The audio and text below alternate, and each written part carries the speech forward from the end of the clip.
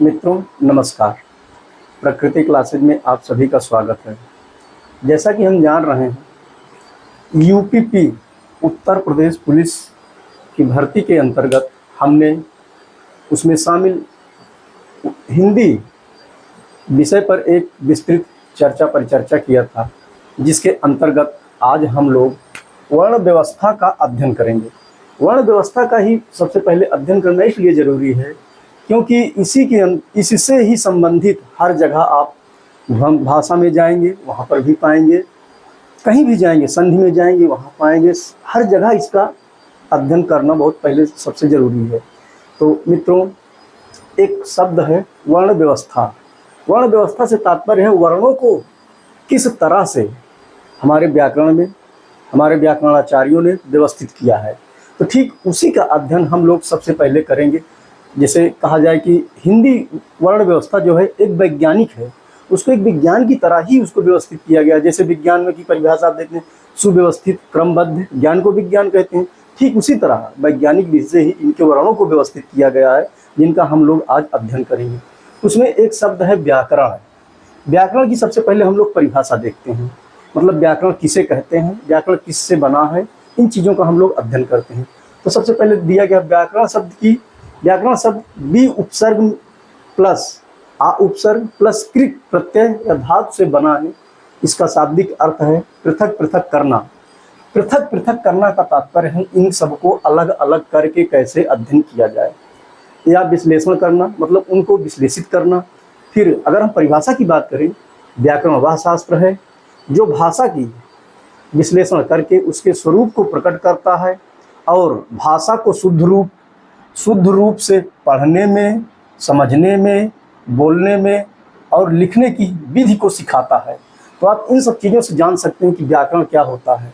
सबसे पहले क्या करेंगे, उनको शुद्ध रूप में पढ़ा जाएगा, फिर समझा जाएगा, फिर क्या किया जाएगा, बोला जाएगा। मतलब अगर बोलने में भी देखेंगे तब पर भी व्याकरण का प्रयोग होता है, पढ़ने में देखेंगे जो भी शब्द लिखे गए हैं उनका हर चीज़ होता है, बोलने में, लिखने में व्याकरण का सबसे अधिक प्रयोग होता है। अब शुद्ध वाक्यों को किस तरह से, कहाँ से, कैसे लिखें, इन चीज़ों को सिखाता है।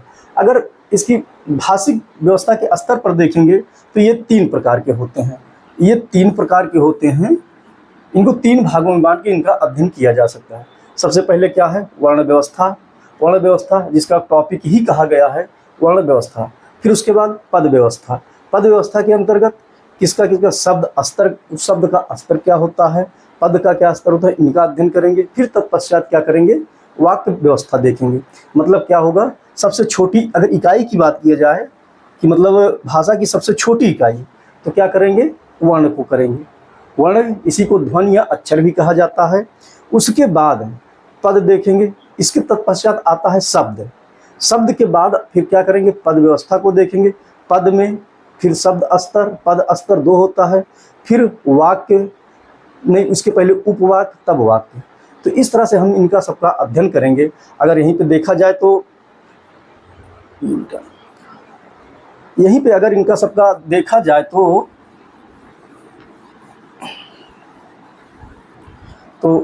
एक मतलब सबसे छोटी इकाई क्या होती है। सबसे छोटी इकाई के अंतर्गत हम लोग, जैसे वह भाषा की सबसे छोटी इकाई,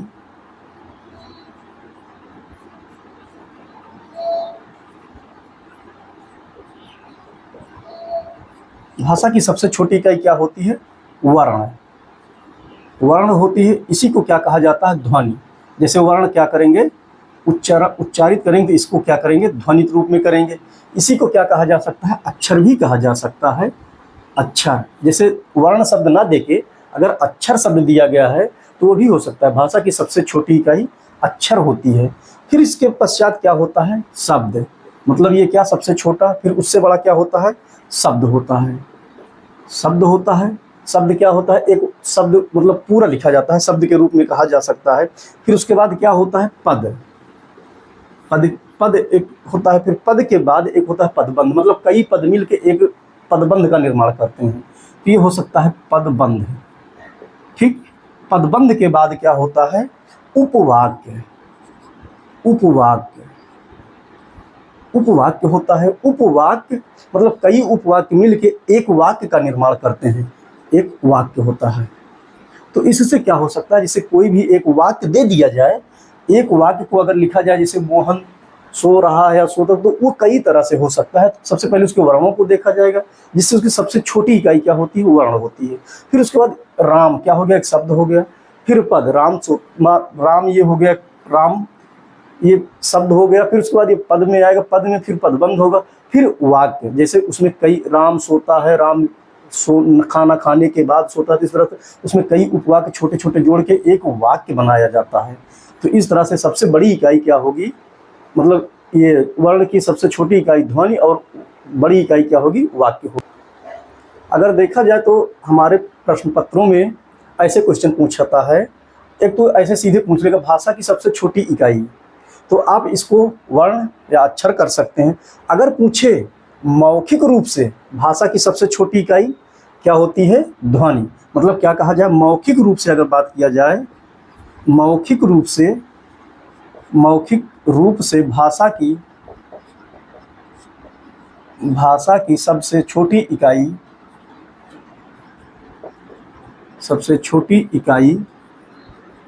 क्या होती है, ध्वनि।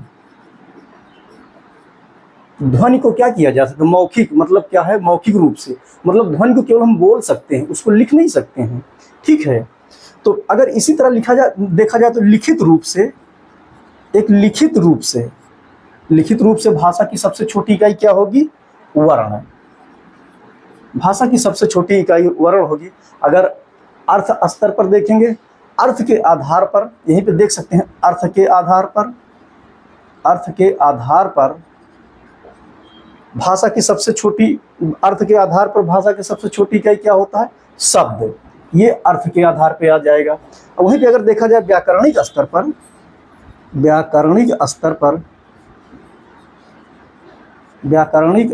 पर भाषा की सबसे छोटी इकाई क्या होता है, पद। तो आप ये चीजें देख सकते हैं, हमने इस पे चर्चा किया, मतलब किस स्तर पे किसको क्या माना जा सकता है, इन चीज़ों को आप देख सकते हैं। तो यहीं पे अगर बात किया जाए तो ध्वनि, अगर ध्वनि की सबसे पहले हम चर्चा करें, ध्वनि किसे कहते हैं। एक शब्द हमने बताया ध्वनि, तो ध्वनि किसे कहते हैं। अगर ध्वनि की बात किया जाए तो ध्वनि शब्दों का आधारशिला है, मतलब कोई भी शब्द है उसका एक तरह से आधारशिला है, जिसके बिना शब्द की कल्पना ही नहीं की जा सकती है। अतः ध्वनि मनुष्यों की वागेंद्रियों द्वारा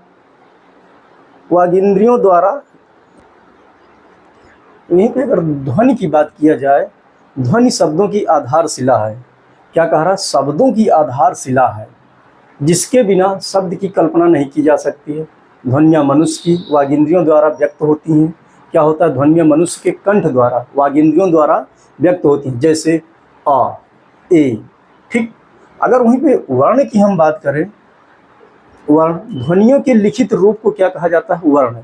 जैसे कोई ध्वनि हम उच्चारण किए, जैसे आ, जैसे ले लिए आ, तो इसके हम लिखित रूप को क्या कहेंगे, अगर हम बोल केवल दिए तो वो ध्वनि हो गई, अगर उसको हम लिखेंगे तो ध्वनियों के लिखित रूप को क्या कहा जाता है, वर्ण कहा जाता है। इसका दूसरा नाम ध्वनि चिन्ह है। इसको क्या कहा जा सकता है, ध्वनि चिन्ह। वर्ण भाषा की वह सबसे छोटी इकाई है जिसका खंड नहीं किया जा सकता। क्या कहा जा रहा है कि मतलब वर्ण भाषा की वह सबसे छोटी इकाई है जिसका खंड नहीं किया जा सकता है। जैसे क्या लिखेंगे, आ लिखे हम, आ शब्द लिख दिए, इसका हम अब खंड नहीं कर सकते हैं, ठीक। जैसे ई लिख दिए तो इसका हम खंड नहीं कर सकते हैं, ऊ लिख दिए तो इसका हम खंड नहीं कर सकते हैं। वहीं पे अगर हम बोल दे ऊ, तो ऊ का मतलब क्या हो गया, दो, मतलब दो ह्रस्व ऊ जो है मिलके एक दीर्घ ऊ का निर्माण कर रहे हैं। क्या करेंगे, इसको छोटा ऊ मतलब ह्रस्व ऊ और ये ह्रस्व ऊ, ठीक। तो ये क्या हो जाएगा, तो इसी तरह ठीक कहा जा रहा है जिसका खंड नहीं किया जा सकता, अर्थात ये क्या है, ये हमारे वर्ण हैं। वर्ण ये भी है, लेकिन ये संयुक्त वर्ण में आ जाएंगे। अगर वर्णों की व्यवस्था में जाएंगे तो ये संयुक्त वर्ण में है। संयुक्त का मतलब जोड़ा, मतलब जो जुड़े हों दूसरे से, संयुक्त हों एक दूसरे से, ये चीज़ इसमें आ जाएगा। फिर वहीं पे अगर अक्षर की बात किया जाए, अक्षर एक ध्वनि का एकाधिक, अक्षर एक ध्वनि या एकाधिक ध्वनि की वह सार्थक इकाई है जिसका उच्चारण एक झटके में होता है, जिसमें एक स्वर होता है। ठीक, उसमें एक स्वर अवश्य होता है। जैसे हम बोले का, अगर एक शब्द लिख रहे हैं हम का, ठीक, जैसे लिख दिए हम का, अगर लिखे, ठीक, अगर हम का शब्द लिख दिए तो इसका क्या करेंगे, इसमें स्वर और व्यंजन दोनों निहित है। क्या करेंगे, इसको हम, इसका खंड किया जा सकता है, ये का प्लस आ, ठीक, ये चीज हो सकता है इसमें। तो इसको क्या कहेंगे, ये एक अक्षर है और ये इस तरह से एक ये वर्ण है, इसको हम वर्ण कह सकते हैं, इसको अक्षर कह सकते हैं। तो जिससे हम इन सबों का अध्ययन देखें कितना कितना वैज्ञानिक तरीके से दिखाया गया है इन चीज़ों को। तो आप लोग देख सकते हैं जिन चीज़ों को हमने चर्चा किया उनमें ये इतनी चीज़ बहुत ही इम्पॉर्टेंट है। अक्सर ये जितना परीक्षाओं में किसी न किसी पूछा ही जाता है। जैसे मौखिक रूप से ध्वनि की सबसे छोटी इकाई, मौखिक रूप से भाषा की सबसे छोटी इकाई ध्वनि होती है। लिखित रूप से भाषा की सबसे छोटी इकाई वर्ण कहा जा सकता है। अर्थ के आधार पर भाषा की सबसे छोटी इकाई शब्द है और व्याकरणिक आधार पर भाषा की सबसे छोटी इकाई क्या है, पद है। ये चीज़ें अक्सर शब्दों का उलटफेर करके ये चीज़ें पूछा जाता रहता है। ये चीज़ें आप इसको तो एकदम हर हाल में ये चीज़ें एकदम से याद होनी चाहिए कि मौखिक रूप से भाषा की सबसे छोटी इकाई ध्वनि, लिखित रूप से भाषा की सबसे छोटी इकाई वर्ण, अर्थ के आधार पर भाषा की सबसे छोटी इकाई शब्द, व्याकरणिक आधार पर भाषा की सबसे छोटी इकाई को पद कहा जा सकता है। तो इस तरह से देखेंगे अगर व्याकरणिक, तो हम यहाँ पहुँचते हैं वर्णमाला। सबसे पहले क्या करेंगे, अब हम वर्णमाला करेंगे। वर्णमाला किसे कहते हैं, वर्णों के व्यवस्थित समूह को वर्णमाला कहा जाता है। जैसे क्या कहा गया है, ये एक तरह से वैज्ञानिक है, मतलब सबसे पहले स्वर आएगा फिर आपका व्यंजन आएगा, तो इस तरह से ये वैज्ञानिक है। वर्णों के व्यवस्थित समूह को वर्णमाला कहा जा सकता है। वर्णों के व्यवस्थित समूह को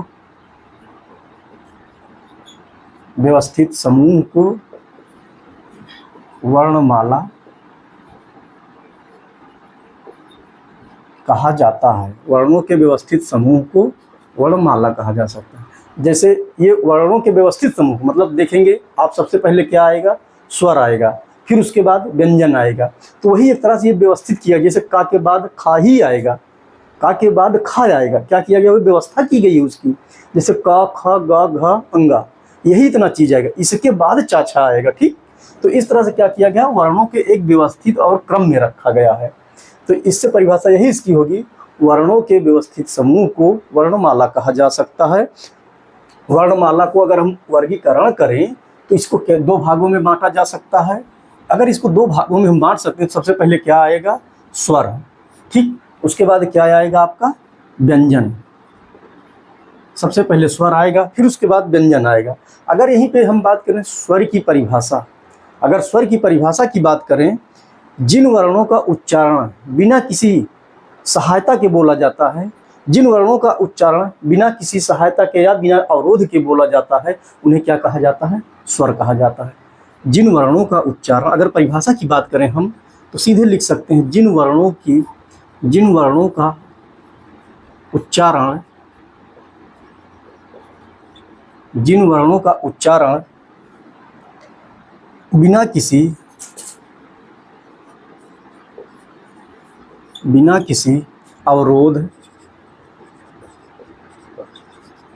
बिना किसी अवरोध या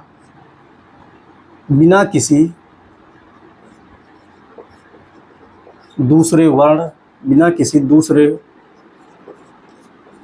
वर्ण की सहायता से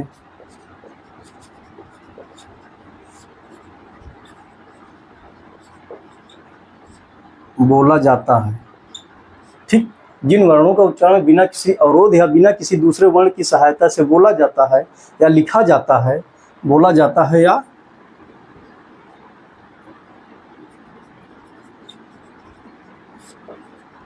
लिखा जाता है, उसे क्या कहेंगे, स्वर कहेंगे। ठीक, जैसे अगर देखा जाए तो आ, इसमें किसी की भी सहायता नहीं ली, ना कोई वर्ण के साथ सम्मिलित है, ना किसी के साथ लिखा गया है, ना तो इसका हम खंड कर सकते हैं। तो ये क्या हुआ, स्वर है हमारा। अगर देखा जाए स्वर पे चर्चा किया जाए तो स्वर हमारे कितने होते हैं, स्वरों की संख्या क्या होती है, स्वरों की संख्या 11 होती है। ठीक, अगर स्वर हम लिखें 11 तो क्या हो सकता है, आ, बड़ा आ, ई, ऊ, ई, ऊ, ऊ, फिर उसके बाद क्या आ जाएगा, री,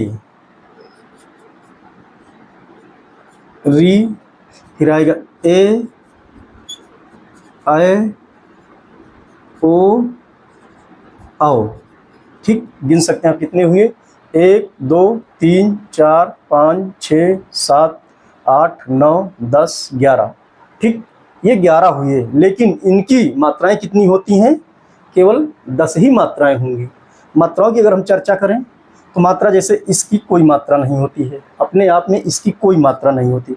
इसकी ये लिखा जाएगा, इसका ये लिखा जाएगा, इसका ये लिखा जाएगा, इसका ये लिखा जाएगा, इसका ये लिखा जाएगा, इसका ये री जो लगता है ये लिखा जाएगा, ये ऐसे लिखा जाएगा, ये ऐसे लिखा जाएगा, ये लिखा जाएगा और ये लिखा जाएगा। ठीक, मात्राओं को गिनती करेंगे तो 1 2 3 4 5 6 7 8 9 10।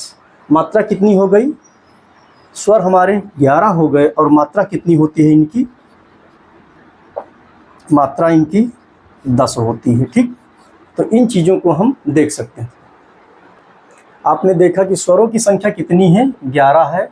स्वरों की संख्या 11 है, लेकिन मात्राओं की संख्या कितनी है, 10। इसकी अपनी मात्रा क्यों नहीं होती है, ये चीज़ आप देखिए, अपनी मात्रा क्यों नहीं, क्योंकि ये सब वर्णों के साथ मिला हुआ है। जैसे कोई भी वर्ण लिखें, हम देख आ लिखे तो आ अगर लिखे तो देखिए इसमें ये भी जुड़ा है, ये दोनों मिल के बने हैं इससे। ठीक है, तो इस तरह से इसकी अपनी कोई मात्रा नहीं होती है, ये हर वर्णों के साथ जुड़ा हुआ। जैसे हमने एक वर्ण लिखा का, तो का में क्या है, आ जुड़ा हुआ है, इसका हम ये लिख सकते हैं आ, लेकिन अब इसमें कोई भी खंड नहीं किया जा सकता, इसके साथ कोई नहीं जुड़ा हुआ है, तो इससे ये स्वतंत्र होता है, इसकी कोई मात्रा अपनी नहीं होती है। तो इस तरह से आज हम देख रहे हैं वर्णमाला को। वर्णमाला में हम अगले टॉपिक पे बात करेंगे, वर्ण व्यवस्था में जो है स्वर है, जैसे ये कितने प्रकार के होते हैं, उत्पत्ति के आधार पर, उच्चारण के स्थान पे, इनका सबका हम लोग अध्ययन करेंगे नेक्स्ट टॉपिक में। धन्यवाद।